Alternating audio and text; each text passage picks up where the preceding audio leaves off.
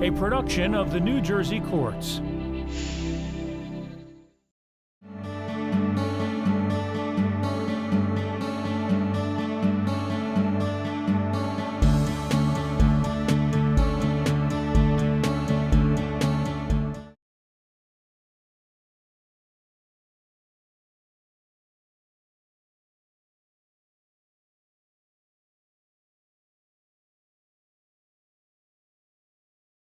I was born in Korea.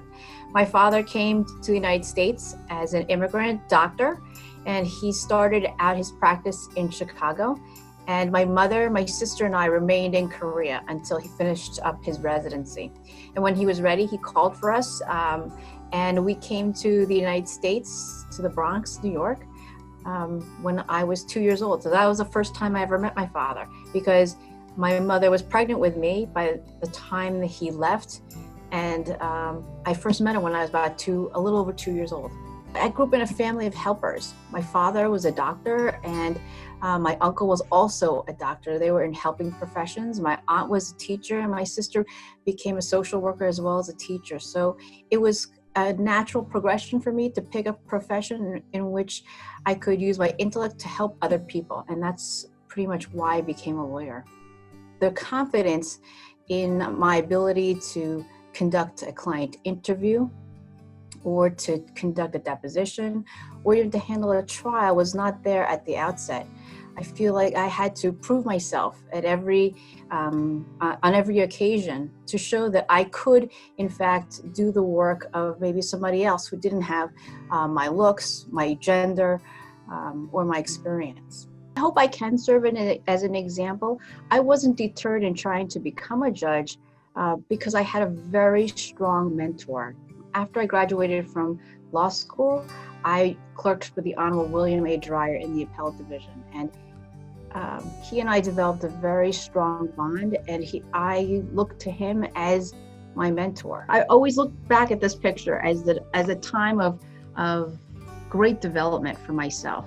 I really didn't know what it meant to be a lawyer, and he's the one who taught me everything I know about the law: to be ethical, to be hardworking, to be smart, to be caring, to be compassionate. These are all things that he passed along to me, and I am extraordinarily grateful to him for my relationship. In private practice, I was extremely blessed to have wonderful clients who I was able to help guide them through some difficult times and get them to the end of a difficult legal dispute at a reasonable cost. As a judge, it's even better because I don't just help 2 or 3 clients a day.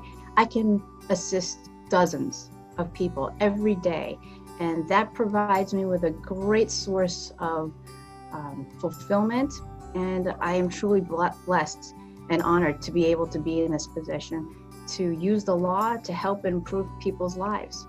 When I first got onto the bench, I thought that I could do great things with just the stroke of a pen. And people's problems would go away and I could solve everything. I quickly learned that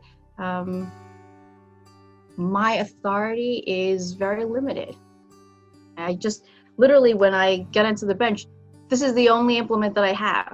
It's just a pen. And I fix my name on orders, and I hope and I expect people to follow them. And I spend a lot of time crafting what I think are the best and the most sound decisions for people when they come to me with their problems. I also preside over drug court. And most times,